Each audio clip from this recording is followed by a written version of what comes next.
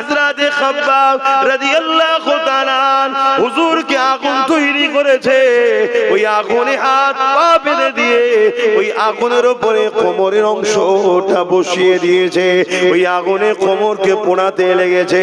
ওই কোমর থেকে পানির মতো রস বেরোতে লেগেছে। গোস্ত চর্বি গলে গলে রস বেরোতে লেগেছে। ওই রসেতে আগুন নিভিয়ে যায়, আবার জালিমরা আগুন ধরায়, আবার খাব্বাব হুজুরকে নিয়ে যে বসায়। এ যুবক রে, অনেক কষ্ট করে ইসলাম এসেছে। আমার নওজওয়ানেরা, তরুণেরা, যুবকেরা, আল্লাহ নবী নূহ নবী দয়া নবী জানিয়ে দিলে এ দুনিয়া মানুষেরা আমি রাসূলুল্লাহকে মহব্বত তারা করে, এরা আমি নবী আমার সুন্নাতকে মানে, সুন্নাতকে ভালোবাসে। এ নওজওয়ানেরা, এ আমার নবী পাকের প্রেমিকেরা, এ দুনিয়া দুদিনের আজ আছো কাল নাই, আমার রাসূলুল্লাহর গোলাম হয়ে যাও। রাসূল যা করেছে করো, নবী যা ছাড়তে বলেছে ছেড়ে দাও। কবেই তো তুমি দুনিয়া আখিরাতে কামিয়াবি হয়ে যাবে।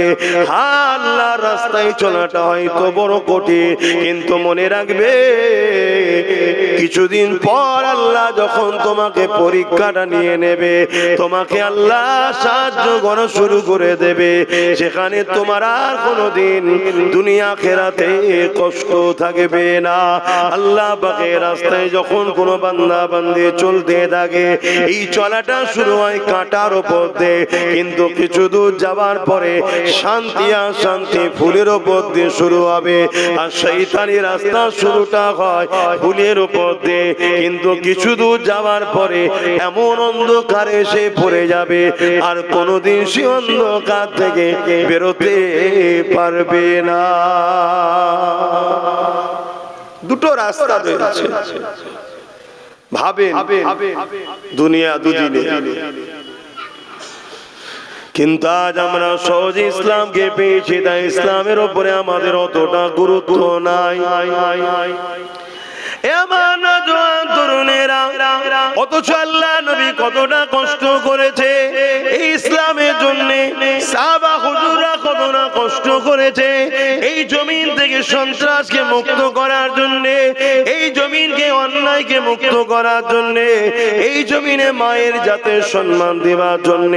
আল্লাহ নবীর সাহাবাদের উপরে কত জুলুম হয়েছে ইতিহাসে পাতা সাক্ষী দেয়। আমার নবী পাকের পাশে সাহাবারা সাথ দিয়েছিল বলে, আমার নবী পাকের মিশনে সাথ দিয়েছিল বলে, আমার নবী পাকের ডাকে সাহাবারা সাথ দিয়েছিলেন বলে, ওই সাহাবা হুজুরকে তৎকালীন জালিম যারা ক্ষমতাশালী ছিল, তারা এমন করে সাহাবাদেরকে জোর করে ধরে মরুভূমির গরম বালির উপরে শুইয়ে দিয়ে তাদের বুকের উপরে ভারী পাথর পর্যন্ত চাপিয়ে দিয়েছে। তাদের বুকের উপরে ভারী পাথর দিয়েছে, ওই পাথরের চাপে তারা নিঃশ্বাস নিতে পারছিল না। এদিকে তলা থেকে গরম মরুভূমির বালিতে পিঠে চামড়া পর্যন্ত পুড়ে যেতে লেগেছে।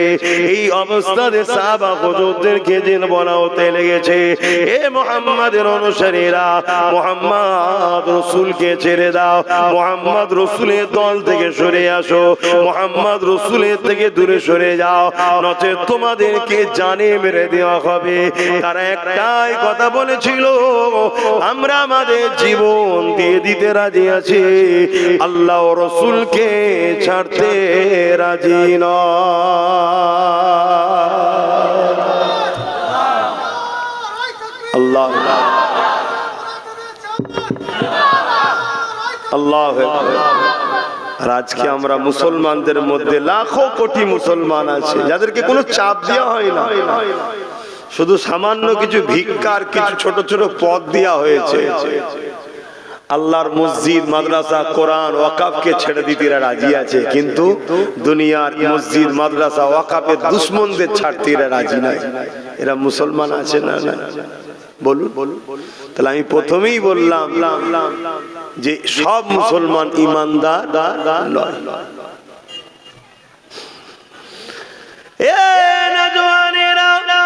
সেদিন কত কষ্ট সাহাবা হুজুররা করেছিলেন এই জমিনের উপরে নাইকে প্রতিষ্ঠিত করার জন্য।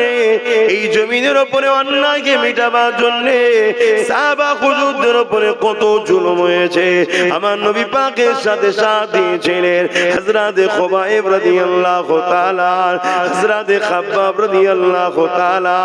তিনাকে জালিম খ্রিস্টান বাদশা ধরে নিয়ে গেছে, নিয়ে গিয়ে বন্দী করে বলতে লেগেছে, হে খুবাইব, হে খাব্বাব, মুহাম্মদ রাসূলকে ছেড়ে দাও, মুহাম্মদ রাসূলের দল ছেড়ে দাও, মুহাম্মদ রাসূলের সাথেও না, আমাদের দিকে চলে আসো, তোমাকে অনেক পুরস্কার দেওয়া হবে, অনেক সম্মানিত করা হবে।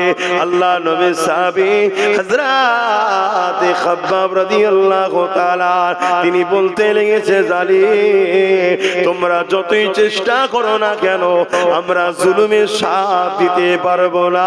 কেন আমার আল্লাহ আজ জালিমদের সাথে না, আমার আল্লাহ মজলুমদের সাথে আছে। তোমরা জালিম, তোমাদের সাথে আমরা সাথ দিতে পারবো না, কারণ এই দুনিয়া দুদিনে আজ আছে কাল নাই। জালিমের সাথ যদি দিই আল্লাহ পরকালে জালিমদের সাথে জাহান্নামে দেবে, এই জালিমদের সাথ আমরা দিতে পারবো না। এই কথা শুনে জালিমরা হযরত খাব্বাব রাদিয়াল্লাহু তাআলা হুজুরকে আগুন তৈরি করেছে, ওই আগুনে হাত পা বেঁধে দিয়ে ওই আগুনের উপরে কোমরের অংশটা বসিয়ে দিয়েছে, ওই আগুনে কোমরকে পোড়াতে লেগেছে, ওই কোমর থেকে পানির মতো রস বেরোতে লেগেছে, গোস্ত চর্বি গলে গলে রস বেরোতে লেগেছে, ওই রসেতে আগুন নিভিয়ে যায়, আবার জালিমরা আগুন ধরায়, আবার খাব্বাব হুজুরকে নিয়ে যে বসায়। এ যুবক রে, অনেক কষ্ট করে ইসলাম এসেছে, অনেক কষ্ট করে ইনসানিয়াত এসেছে, অনেক কষ্ট করে মসজিদ মাদ্রাসা হয়েছে। আজ তোমার আমার গাফলতির জন্য, তোমার আমার ভুল পদক্ষেপের জন্য আজ আল্লাহর ঘরকে জালিমরা মিটিয়ে দিচ্ছে, আজ বুলডোজার দিয়ে মাদ্রাসা মিটিয়ে দিচ্ছে। মনে রেখে দিও, আমার আল্লাহ পাক ওই মসজিদের মুখাপেক্ষী নয়, আমার রাসূলুল্লাহ মাদ্রাসার মুখাপেক্ষী নয়। হ্যাঁ, মসজিদ আল্লাহর ঘর, মাদ্রাসা নবীর ঘর, কিন্তু মসজিদ চলে গেলে আল্লাহ পাকের কিছু হারাবার নাই, মাদ্রাসা চলে গেলে আল্লাহ পাকের রাসূলের কিছু কমে যাওয়ার ব্যাপার নয়। কিন্তু তুমি আমি পরকালে কোন মুখে আল্লাহর জান্নাতের আশা করব? জমিনে যখন আমার মসজিদ চলে যাচ্ছিল তখন তোরা আমার মসজিদের জন্য কি করেছি বল? এটাই তো তোমার ঈমানের পরীক্ষা। প্রশ্ন করবে না? কথা বলে। আজকে কোন একটা গ্রাম যদি জালিম নেতাদের হাত থেকে ফসকে যায়, নেতা দেখে ওই এলাকার লোককে জিজ্ঞেস করে না? করে না? বলো বলো বলো, যে ফসকে গেল তোরা কি করলি, চল তুই বাদ। দুনিয়াদারি মামলায় যদি তারা এটা কথা বলতে পারে, অথচ কোন নেতা আমাদেরকে বানায়নি, আর যিনি আমাদেরকে বানিয়েছে, দুটো হাত দিল, দুটো পা দিল, চোখ দিল, কান দিল, জবানে কথা দিল, সে আল্লাহ তো জিজ্ঞেস করবে, হারা আমার ঘর চলে গেল, আমার মসজিদের আমার মাদ্রাসার উপর দুশ্মনী হলো জালিমরা, তোরা কি করলি? কি জিজ্ঞেস করবে না? করে কি মনে হচ্ছে আপনাদের? আপনাদের কি মনে হচ্ছে বলে?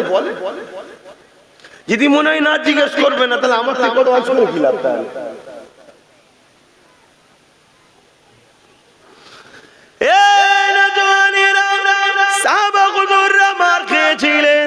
জালিমদের বিরোধী করার জন্য আজ আমরা মার খাচ্ছি, জালিমদের পক্ষপাতিত্ব করার জন্য সাহাবা হুজুররা মার খেয়েছিলেন, এতিম গরিবদের বাঁচাবার জন্য আজ আমরা মার খাচ্ছি, এতিম গরিবদেরকে যারা লুটছে তাদের জন্য সাহাবা হুজুররা মার খেয়েছিলেন। এই জমিনে সন্ত্রাস মুক্ত করার জন্য, এই জমিনে নারীদের অধিকার দেওয়ার জন্য, এই গরিবদের অধিকার দেওয়ার জন্য আজ আমরা মার খাচ্ছি। যাদেরকে আমরা ক্ষমতায় আল্লাহ সেই জালিম অত্যাচারী নারী বিদ্বেষীদের হাত থেকে, এ যুবকেরা তরুণেরা আজ আমরা ভারতের মুসলমান, এই ভারতবর্ষের পেপার গুলো খুলে দেখো, ভারতবর্ষের মিডিয়া গুলো খুলে দেখো, কম বেশি প্রতিদিন দেখতে পাবে কোনো না কোনো জায়গাতে গরিবের ঘরে বেটিদের উপরে অত্যাচার হচ্ছে। সেই মেয়েটার বয়স হয়তো 3 বছর, তাকেও ছাড়ছে না। সেই মেয়েটার বাচ্চাটার বয়স হয়তো 5 বছর, তাকেও ছাড়ছে না। সেই বাচ্চাটার কন্যাটার বয়স হয়তো 8 বছর, তাকেও ছাড়ছে না। এ ভারতের মুসলমান, অন্যকে কি করছে আমার দেখার দরকার নাই। মুসলমান তো তারা, নবীর উম্মত তো তারা, যারা দুনিয়াকে কাঁপিয়ে দিয়েছে, দেখিয়ে দিয়েছে নারীদের উপরে জুলুম হলে তাদের বিরুদ্ধে একদিন নয়, দুদিন নয়, বছর বছর পর্যন্ত লড়াই করেছে যে জাতি, ওই জাতিকেই তো বলা হয় মুসলমান। এ যুবকেরা, তরুণেরা, আজ আমরা এত খারাপ হয়ে গেলাম, আমরা নারীদের ইজ্জত বাঁচানো তো দূরের কথা, আজকে দুঃখের বিষয় আমরা তাদেরকেই সাপোর্ট করছি যারা ক্ষমতার জোরে টিকে রয়েছে, আর তাদের চামচাগুলো নারীদের উপরে জুলুম করছে, তাদের আমরা গোলামি করতে লেগেছে। এই গোলামি এমন জায়গায় পৌঁছে গেল, এই গোলামি এমন জায়গায় পৌঁছে গেল, পুরো ভারতবর্ষের জমিনে গত 2 দিন আগে বিহারের মুখ্যমন্ত্রী দেখা যাচ্ছে আমাদের ঘরের এক মেয়ের মুখের কাপড় ধরে টানছে। কেমন লাগলো দেখতে? খুশি তো? আমি জানি বিহারের মুখ্যমন্ত্রী হয়তো প্রকাশ্যে মুখের কাপড় ধরে টানে, ও গোপনে আরো কাপড় অনেক কিছু ধরে টানে, ওর চরিত্র খারাপ আমি জানি, ওর কথা বাদ দেন। কিন্তু আপনাদের জিজ্ঞেস করছি যে আপনাদের কেমন লাগলো দেখতে? ভালো লেগেছে তো? বলেন বলেন। কেন? ও জানে যে যার মুখের কাপড় ধরে টানছি এ জাতির পুরুষরা সে ঈমান আর নেই যে ঈমান মোহাম্মদ বিন কাসেমের ছিল। একটা 18 বছরের যুবক, এক নারীর উপরে জুলুম হয়েছিল, খবর পেয়ে পুরো আক্রমণ করে ছিলেন তিনি। তাহলে আজকে সেই জায়গায় আমরা এত মুসলমান থাকার পরও আজকে কোথায় যাচ্ছে? বলো বলো, ভাবো ভাবো। কে মাথা ঢাকবে, কে মুখ ঢাকবে, কে বুক ঢাকবে, কে আরো কিছু থাকবে, সেটা তার স্বাধীনতা। কেউ যদি প্রকাশ্য মুখ খুলতে পারে তার চরিত্রে আরো গোপনে অনেক কিছুই খুলতে পারে, এটা ভাবাটা স্বাভাবিক, তাই তো নাকি? কিন্তু সব কথা যাক, আমি আপনাকে প্রশ্ন করছি, এই অসভ্যতা এত মাথায় উঠলো কি করে? এতে কি আমাদের দোষ আছে? না, শুধু বাংলাতে তো বলছি না, টোটাল মুসলিম সমাজকে বলছি, আমাদের দোষ আছে না? এখনো শুধরান, এখনো সময় আছে। লাভ লসের রঙ্ক করে করে করে করে করে করে করে করেই তো জিন্দেগি শেষ করে দিলেন। অঙ্ক সব বন্ধ করুন, একটাই কথা, যে আমার নয় আমি তার নয়, এই অঙ্ক করতে শিখুন। সব সবার ঘর গুছিয়ে নিচ্ছে আর তুমি শুধু সবার ঘরের কাজ করে বেড়াচ্ছ। সবাই সবার ঘর গুছিয়ে নিচ্ছে আর তুমি শুধু পরের ঘরে ঝাঁট দিয়ে বেড়াচ্ছ। তোমার ঘটকালে কখন তুমি ভাববে? আমি বলবো না অন্যদের মতো জোর ঘর ভাঙো, ওর মেয়েটিকে তুলে নিয়ে আসো, যেমন বলছে, দেখছেন তো নাকি প্রকাশ্য মিডিয়াতে বলছে মুসলমানদের 10টা মেয়েকে তুলে নিয়ে আসতে পারলেই চাকরি পাবে। দেখেছেন আপনারা এই ভিডিওটা? কেউ মোবাইল গুলো নিয়ে কি করেন দেখুন। যেমন উত্তরপ্রদেশের যে মুখ্যমন্ত্রী, এখন আমার দেশের জন্য এগুলো বলতেও লজ্জা লাগে, যে একটা সময় বলেছিল মুসলমানদের মেয়েদের কবর থেকে তুলে রেপ করা হবে, জানেন তো? দেখেছিলেন এই কথা বলছেন? তাহলে এত বড় একটা কুখ্যাত সমাজ বিরোধী নোংরা মাইন্ডের লোক, সংবিধান বিরোধী লোক, সে একটা বড় রাজ্যের মুখ্যমন্ত্রী হয়ে যাচ্ছে। এখনো তোমার আমার খেয়াল নাই যে দেশ কোন গতিতে যাচ্ছে। তুমি এখন, আমি এখন ওই হাতির দেখানো দাঁত যারা দেখাচ্ছে সেকুলারের নামে, তাদের পিছনে এখনো ছুটছি তুমি আমি বলছি না তুমি কমনাল হও, কারণ ইসলামে কোনোদিন গোলামির জায়গা নয়। কিন্তু তার মানে এটা নয় যে আমি এমন একজনের উপরে ভরসা করছি যারই আপনজন, যারই ভাইয়েরা, তাদেরই উত্তরসূরিরা আজকে এত বড় বড় ইসলাম বিদ্বেষী নারী ঘটিত বা মুসলমানদের উপর আঘাত করছে, তারই ঘরের লোকের উপর আমি ভরসা করে বসে আছি। কি অসুবিধা হচ্ছে ভাবো। আসেন আমি আমার জায়গায় ফিরে যাচ্ছি। আল্লাহ নবী অনেক কষ্ট করেছিলেন এই সমাজে নারীদের ইজ্জতকে বাঁচাবার জন্য। এই জমিনে যখন মানুষ এক আল্লাহকে মানত না, 360টা নকল খোদাকে উপাসনা করত, তারা নারীদের ঘরে জন্তু পুঁতে দিত। আল্লাহ নবী এসে তাদেরকে বুঝাতে লাগলে, এ মক্কা মানুষেরা, এ এলাকা মানুষেরা, এই রোমের মানুষেরা, পারস্যের মানুষেরা, এই পৃথিবীর মানুষেরা, কেন তোমরা নারীগুলোকে এত অবহেলা করো? কেন তোমরা নারীগুলোকে জন্তু পুঁতে দাও? তারা বলতে লেগেছিল নারীরা কোনো অশুভ, নারীদের বাঁচার কোনো অধিকার নাই। আল্লাহ নবী বলেছিলেন না, নারী অশুভ নয়, নারী হলো সেই জিনিস আল্লাহ বা কন্যা সন্তানদের এত নিয়ামত করেছে। কারো ঘরে যদি প্রথম কন্যা সন্তান হয়, এর মানে ওই নারীর বাবাকে মহান স্রষ্টা আল্লাহ জান্নাতে সুসংবাদ দেয়। যুগে যুগে নারীদের ওপরে জুলুম হয়েছে, আর নারীদেরকে ইজ্জত সম্মান ইসলাম দিয়েছে। জোরে বলুন সুবহানাল্লাহ। কিন্তু আজকে এই ভারতবর্ষের বুকে এমনও কথা শোনা যাচ্ছে, ইসলামের সম্বন্ধে মিথ্যাচার এমনও শোনা যায়, ইসলাম রেপ করা নাকি কোনো খারাপ বিষয় নয়। শোনা যায় না? যায় না? এটা এই যে মিথ্যাচার ইসলামের উপরে, এর কারণে আগামী দিন সর্ব জায়গায় মুসলিম পুরুষ তোমরা চারিদিকে মার খাবে। কেন এই মিথ্যাচার এমন ভাবে ছড়ানো হবে, মুসলমান দেখলেই পিটবে। কথা বোঝা ঢুকছে? এটা একটা প্ল্যান তৈরি করা হচ্ছে। যেমন আমি গতকালকে দেখলেন উড়িষ্যাতে অনেক জায়গায় বস্তিতে আগুন ধরিয়ে দিয়েছে, দেখেছেন? দেখেছেন কি বলবেন? এগুলো খবর রাখেন না? এই আগুন ধরানোর পিছনেও একটা কথা উঠছে, এটা আমি অনেক আগে থেকে জানতাম। কেউ একজন কিছু করবে, আমি অনেক আগে বলেছিলাম মুসলিম সমাজের মধ্যে এমন কিছু লোককে দিয়ে এমন কিছু কাজ করানো হবে যার দ্বারা পুরো মুসলিম সমাজকে চারিদিকে টার্গেট করা হবে। এটা অনেক আগে বলেছি। আজকে সেই জায়গাতে মুসলিম যেখানে থাকে সেসব বস্তিগুলো আগুন ধরিয়ে দেওয়া হচ্ছে, আর তাদেরকে একটা বিশেষ স্লোগান দিয়ে তাদের উপরে জুলুম করা হচ্ছে। আগামীতে আরো বাড়বে।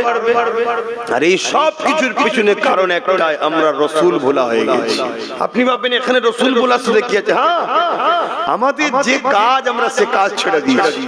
আমাদের কাজটাই হলো না সাথ দিয়া জুলুমের বিরোধী করা, কিন্তু আমরা এতদিন করছি কি জুলুমের সাথ দিচ্ছি, নায়ের বিরোধী করছি। করেছি না করিনি? আজ নাই আলহামদুলিল্লাহ অনেক বাপ ভাই মা বোন পরিবর্তন হচ্ছে, নবী বংশের আওলাদ সাথে সাথ দিচ্ছে, এটা ভিন্ন বিষয়। কিন্তু আমরা এই পাপের মধ্যে অন্যায়ের বিরুদ্ধে জড়িয়েছি না জড়াই? আজ নাই নতুন করে মানুষ চেঞ্জ হচ্ছে। তবে হ্যাঁ, এটা বলতে পারি এখনো আল্লাহর পক্ষ থেকে মার শুরু হয়ে যায়নি। এখনো সময় আছে তওবা আমাদের করে নেওয়া দরকার। এখনো টাইম আছে ফিরে আসা দরকার। এখনো টাইম আছে পরিবর্তন হওয়া দরকার। এ না জওয়ানেরা, তরুণেরা, আমার নবী পাকের প্রেমিকেরা, আরে আমার নবী সাহাবারা নবীকে কেমন মহব্বত করেছে, ওই মহব্বত তোমাকে আমাকে করতে হবে। রাসূলুল্লাহ সাথ দেওয়ার জন্য সাহাবা হুজুরকে নিয়ে গিয়ে শুলিতে চাপিয়ে চাপিয়ে এক এক করে শহীদ করে দিয়েছে। শত শেষে আল্লাহ নবীর সাহাবী হযরত খুবাইব রাদিয়াল্লাহু তাআলা তিনাকে শুলির কাছে নিয়ে এসে বলতে লেগেছে, এ খুবাইব, এবারে তোমাকে শুলিতে চাপানো হবে, এখনো সময় আছে, মুহাম্মদ রাসূলুল্লাহকে ছেড়ে দাও। আরে আমার রাসূলুল্লাহকে কেন ছাড়তে বলছে? আমার রাসূল ছিল জালিমদের বিরুদ্ধে আর খুবাইব ছিল রাসূলুল্লাহর সাথে, তার মানে নবী জালিমদের বিরুদ্ধে, সেই রাসূলুল্লাহ সাথ দিয়েছে বলে এই খুবাইব হুজুরের উপর জুলুম হতে লেগেছে। আজ তোমাদেরকে বলে দিয়ে যাচ্ছি, তুমি আমি যদি ন্যায়ের পক্ষে সাথ দিই, ইনসাফের পক্ষে সাথ দিই, মানবতার পক্ষে সাথ দিই, গরিবের পক্ষে সাথ দিই, এক কথায় নবীর গোলাম হিসাবে আমি আব্বাস সিদ্দিক যে লড়াইয়ে লাভ নিয়েছি, ওই লড়াইয়ে যদি তুমি সাথ দাও, তোমার উপর জুলুম অত্যাচার হবে, কিন্তু এই জুলুমকে তোমাকে সহ্য করতে হবে। এই জুলুম থেকে খাবলে গেলে হবে না, এই জুলুম থেকে পিছিয়ে গেলে হবে না, কেননা প্রত্যেকটা অন্ধকারের পরে অবশ্যই একটা আলো রয়েছে। রাত হয়েছে বলে খাবলে গেলে হবে না, অপেক্ষা করো, সময় আসলে অবশ্যই আলো ফুটবে, দিন হবে। ঠিক তেমনি আল্লাহ কোরআনে জানিয়েছে, হে আমার বান্দা বান্দিরে, অবশ্যই কষ্টের পরে আমি আল্লাহ তোমাদের শান্তি দেব।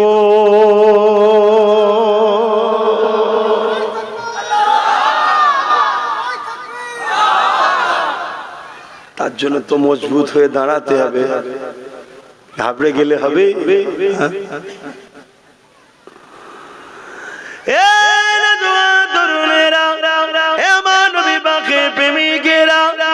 কতটা কষ্ট করেছে আল্লাহ নবী, কতটা কষ্ট করেছে সাহাবা হুজুররা ইসলামের জন্য।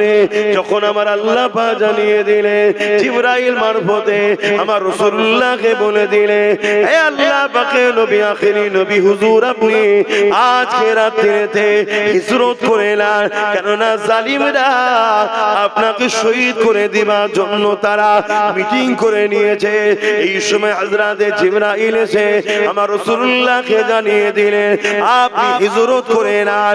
এ যুবকেরা, তরুণেরা, আমার রাসূলুল্লাহকে হিজরত করতে হয়েছিল, কিন্তু আমার নবী পাক ঘর থেকে বেরোবার আগে 40 জন জালিম আমার রাসূলুল্লাহর ঘরকে ঘিরে ফেললো। 40 জন উলঙ্গ তরোয়াল নিয়ে আমার রাসূলুল্লাহর ঘরকে ঘিরে ফেলেছে। অনেক বড় কথা, আমার নবী পাক কিভাবে বেরিয়েছে আপনারা সবাই জানে। ওখান থেকে রাসূলুল্লাহ রওনা দিয়ে দিলেন। রাসূলুল্লাহর সাথে কে ছিল? হযরত আবু বকর সিদ্দিক ছিলেন।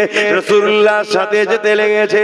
এরকম সমান রাস্তা নয়, পাহাড় আর পাহাড়, পাহাড় আর পাহাড়, একটার পর একটা পাহাড় কি ওভারটেক করে করে রাসূলুল্লাহর সিদ্দিক আকবর যেতে লেগেছে। এতটা কষ্ট কেন করতে হয়েছে? কি জন্য নবীর উপরে এত জুলুম হলো? না নবী ইনসাফের পক্ষে ছিল, নবী মানবতার পক্ষে ছিল, নবী গরিবের পক্ষে ছিল, নবী নারীর অধিকারের পক্ষে ছিল, নবী সন্ত্রাসদের বিরুদ্ধে ছিল, নবী জালিমদের বিরুদ্ধে ছিল। নবী এমন করে এই জমিনের উপরে সভ্যতা, ইনসাফ, ইনসানিয়াত প্রতিষ্ঠিত করতে চেয়েছিল। তাই রাসূলুল্লাহর বিরুদ্ধে তৎকালীন জালিম শাসকরা লেগেছিল। এ যুবকেরা, তরুণেরা, একটা সময় দেখা যায় আল্লাহ নবীর নূরের কদম থেকে রক্ত বেরোতে লেগেছে, পাথরের কোনার আঘাত লেগে। সিদ্দিক আকবর তখন বলতে লাগলে, ইয়া রাসূলুল্লাহ, হাবিবাল্লাহ, আপনি আমার পিঠ মুবারকে উঠুন, আমি আবু বকর আপনাকে পিঠে করে নিয়ে মদিনা ইয়াসরিবে পৌঁছে দেব। কোন জায়গায় বলছে? যেখানে এরকম সোজা রাস্তা নয়, পাথরে কোন রকম ধরে আটকে উঠকে করে উঠতে হচ্ছে। এই পাহাড় পার করে আবার নেবে আবার একটা পাহাড়, এই পাহাড়ের রাস্তায়। তখন এত গাড়ি যাবার পাহাড়ে যে রাস্তা করেছে তখন ছিল না, কাঁটা যুক্ত গাছ ভর্তি, যেখানে একবার পা স্লিপ হলে পুরো নিচই। এরকম একটা পথের উপরে আবু বকর সিদ্দিক নিজে চলছে, তিনারও পা দিয়ে রক্ত বেরোচ্ছে। সেই অবস্থাতে হুজুরকে বলছে, হুজুর আপনি আমার পিঠে আসুন, এই সুযোগটা আবু বকরকে দিন। কিয়ামত দিন আল্লাহ বললে আমি তো বলবো আল্লাহ আবু বকর আপনার হাবিবকে পিঠে তুলে নিয়ে ঘুরেছে। জোরে বলুন সুবহানাল্লাহ। ভাবু মোহব্বত কাকে বলে। আর আমার রাসূলের উপরে এই জুলুমটা কেন? নবী অন্যায়ের বিরুদ্ধে ছিল, জালিমের বিরুদ্ধে ছিল। আমি আপনাকে আবার একবার বলছি, প্রকৃত প্রেমিক তো সে যে নবীর সুন্নাতকে মানে। অনেকে আছে মুখে দাড়ি রেখেছে, কেন রেখেছেন? না নবীর সুন্নাত। মাথায় টুপি দিয়েছেন, কেন? নবীর সুন্নাত। ভালো কথা, ভালো কথা। যেমন আমাদেরকে বলা হয় যে ফরজ ছেড়ে দিয়ে সুন্নত ওয়াজিব এই নফল নিয়ে টানাটানি করছো। যাদের হৃদয়ে আছে আল্লাহর ভয়, তারা কখনো নবী ভুলে যায় না। আল্লাহর প্রেম ছাড়া এই দুনিয়া কারো কাছে কোনো কিছু চায় না। যাদের হৃদয়ে আছে আল্লাহর ভয়, তারা কখনো নবী ভুলে যায় না। আল্লাহ প্রেম ছাড়া এই দুনিয়া কারো কাছে কোনো কিছু চায় না। রাতের আঁধারে যারা সিজদাতে রয়, দু চোখের আঁসুতে নদী যেন বয়।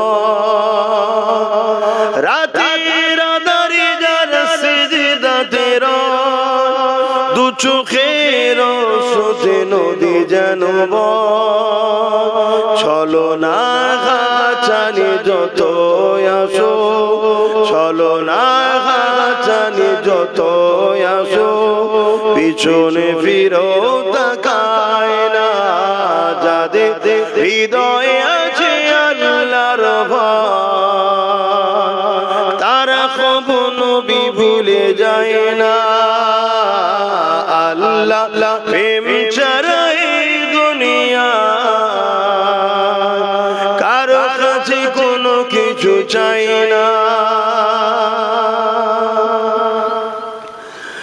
দিন কায়েমের পথে যারা অবিচল, তারা হলো আল্লাহর প্রিয়জন। দিন কায়েমের পথে যারা অবিচল, তারা হলো আল্লাহর প্রিয়জন। বাতিলের কাছে যারা হার মানে না, বাতিলের কাছে যারা হার মানে না, সংগ্রাম করে যায় অমরণ। যাদের হৃদয়ে আছে আল্লাহর ভয়, তারা কখনো নবী ভুলে যায় না। আল্লাহ প্রেম ছাড়া এই দুনিয়া কারো কাছে কোনো কিছু চাই না। রাতে আঁধারে যারা সিজদাতে রয়, দু চোখের আঁসুতে নদী যেন বয়। রাতের আঁধারে যারা সিজদাতে রয়, দু চোখের আঁসুতে নদী যেন বয়। ছলনা ঘাচানি যত আসো, ছলনা ঘাচানি যত আসো, পিছনে ফিরো তাকায় না। যাদের হৃদয়ে আছে আল্লাহর ভয়, তারা কখনো নবী ভুলে যায় না। আল্লাহুম্মা সাল্লি আলা।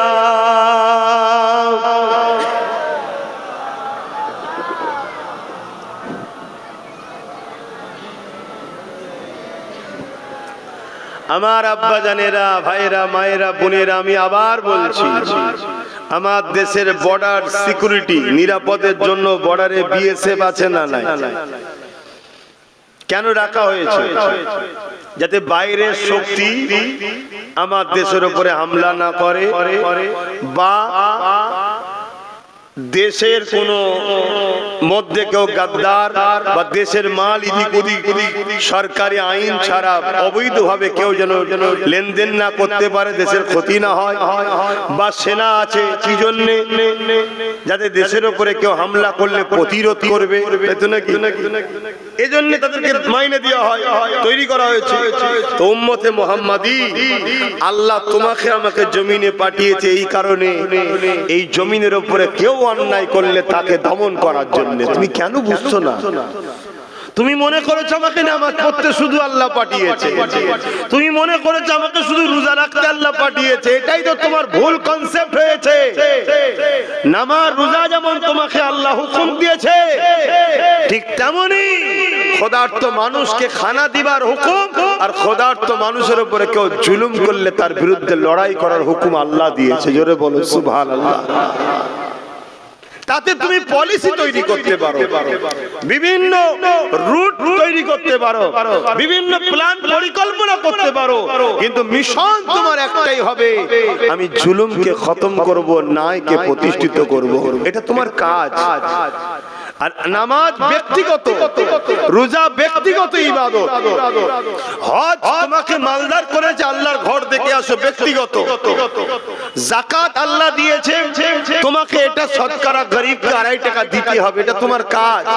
কিন্তু আল্লাহ যেমন রাসূল টুপি পরেছে, তুমি পড়ছো, দস্তকান বিছিয়ে খাচ্ছ, খাও, কিন্তু যেমন ফরজ নামাজ আর নফল নামাজ দুটো এক নয়, কিন্তু দুটোই ভালো কাজ। ফরজের গুরুত্ব অনেক বড়, নফল অনেক ছোট। নফল যদি ছেড়ে যায় তবুও অনেক গুঞ্জাইশ, কনসেশন আছে, কিন্তু ফরজের জন্য কিন্তু অনেক কড়া আইন আছে, তাই তো নাকি? ঠিক তেমনি দস্তকান বিছিয়ে খাওয়াটাও সুন্নাত, তারপরেও যদি ছেড়ে যায় একটা সুন্নাত, তুমি নেকি পেলে না। কিন্তু আমার রাসূলুল্লাহর অনেক বড় সুন্নাত হলো সন্ত্রাস, জালিম শাসকদের বিরুদ্ধে যুদ্ধ করে ওই সমাজের মানুষকে জালিম নেতাদের হাত থেকে বাঁচানো, এটা নবীর সুন্নাত। জোরে বললেন না সুবহানাল্লাহ? এইটাকেই করবে, বলো। সেই জায়গায় উম্মতে মুহাম্মাদি টুপি পরে দাঁড়িয়ে রেখে জালিম শাসকের সঙ্গে সাথ দিয়ে বলছে আমি নবীর সুন্নত রেখেছি। সুন্নত রেখেছে না উম্মতকে বোকা বানাবার জন্য রেখেছে, ভাবা দরকার। যদি সুন্নতের প্রকৃত দরদি হতো, যেমন ফরজ ছেড়ে নফল টানাটানি করতো না, ফরজটাও আদায় করতো, নফলটাও করতো, ঠিক না বেটি? তাহলে রাসূলুল্লাহর বড় সুন্নত হলো জালিমের বিরুদ্ধে লড়াই করা। রোমের বিরুদ্ধে রাসূলুল্লাহ লড়াই করেছে, পারস্যের বিরুদ্ধে লড়াই করেছে। কেন? এরা সব ছিল অত্যাচারী, স্বৈরাচারী, মানব সুরাতে পশুর নাই জালিম শাসক ছিল। আল্লাহ নবী তাদের বিরুদ্ধে লড়াই করেছে। এ উম্মতে মুহাম্মাদি, নিজের জায়গা ভুলে গেলে। আজ আমরা লড়াইকে ভুলে গেলাম, আজ অন্যায়ের বিরুদ্ধে লড়াই করা ভুলে গেলাম, ন্যায়ের পক্ষপাতিত্ব ভুলে গেলাম। এই ভুলে যাওয়ার দরুন আমাদের আল্লাহ আমাদের কাছ থেকে সম্মান, ইজ্জত মানুষের অন্তর থেকে তুলে দিচ্ছে। তাই আজকে আমরা মানুষের কাছে ঘৃণার পাত্র হয়ে গেছি। সবার মুখে একটাই কথা, মুসলমানকে শেষ করো। কেউ প্রকাশ্য, কেউ ভেতরে ভেতরে। তাই দোয়া করব, তার আগে ছোট্ট একটা কথা বলে যাচ্ছি, একটা উদাহরণ দিচ্ছি। সবাই আমাদের দুশমন, এটা মানেন তো নাকি? সবাই আমাদের মানেন তো? নমুনা বলে যাচ্ছি। একটা হলো প্রকাশ্য, দেখুন বিজেপি সরকার আমাদের ওয়াকফকে আইন করে লিখছে না লাইনে ওয়াকফকে। আর আমাদের রাজ্য সরকার দেখুন মুখে আমাদের দরদি, কিন্তু আমাদের ওয়াকফের আইনকে সাপোর্ট করলো না। দেখলেন তো, সবাই আমাদের দুশমন। বিগত দিনেও যারা ছিল তারা আমাদের দুশমনি করেছে না? কথা বলুন, হ্যাঁ কি না বলুন? সব সুযোগ সন্ধানী, আমরা বুঝে উঠতে পারলাম না। বুঝে উঠতে পারলাম না। তো যাই হোক, এই শীতের বেলায় সময় তো কম, বেশি কথা আর বলতে পারছি না, এতটুকুই বললাম। এখন সালাম দেবো, একটুখানি দোয়া করব। যেসব ভাইগুলো দাঁড়িয়ে আছেন, যদি আমাদের হয় কমসে কম দোয়াতে একটু ভেতরে ঢুকে আসবেন, জানি একটু শরীক হন। সালাম পড়ি, ইয়া নবী সালাম।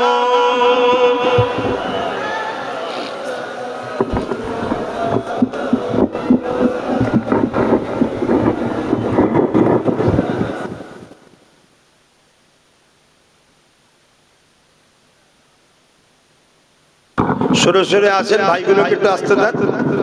আর তো 10 মিনিট 15 মিনিট সময় আছে, একসাথে বসে কমসে কম দোয়ায় শরীক হন।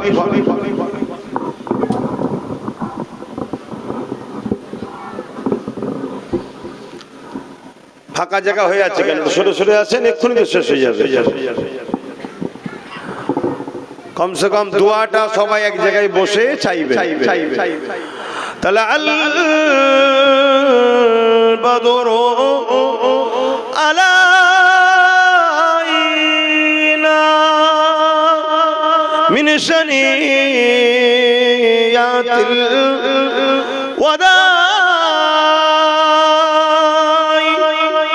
وجب الشكر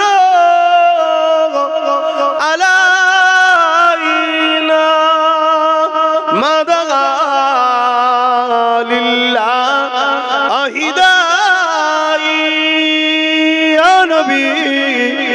سلام يا رسول يا حبيب سلام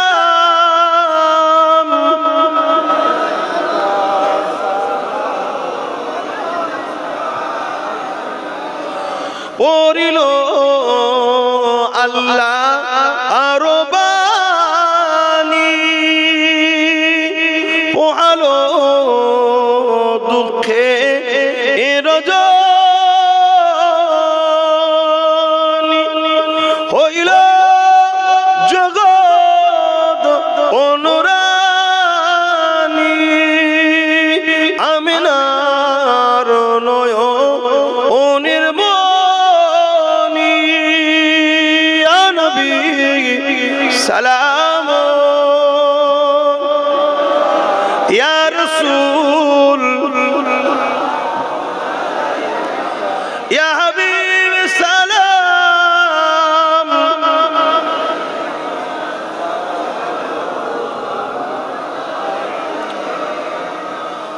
তোমরা ওই কজন উপরে রয়ে গেলে কেন?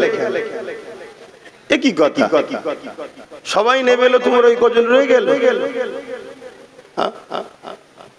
তাহলে চিন্তা করো, তোমরা যদি আমাদের কথা না শোনো, এটা আমাদের ক্ষতি না তোমাদের ক্ষতি? কোনটা মনে হচ্ছে? আমার ক্ষতি হবে মনে হচ্ছে? তোমাদের ক্ষতি হবে। আমার কি সমস্যা? প্রত্যেকটা ক্ষেত্রে মনে রেখে দিও, তোমাদেরকে বাঁচাবার চেষ্টা করছি। কেন চেষ্টা করছি? আমরা তোমার নবীর বংশের আওলাদ, তোমরা আমার নবীর উম্মত। তোমাদের জন্য আমার রাসূল আজও কাঁদছে, আমারও জন্য কাঁদছে। সেই নবীর উম্মতকে বাঁচাবার চেষ্টা করছি, যাতে হুজুর আমার উপরে খুশি হয়। বুঝার চেষ্টা কর, সরে যেও না। সকলে গায়ে গায়ে বসে, এখনই দোয়া হবে। দরুদ শরীফ আল্লাহ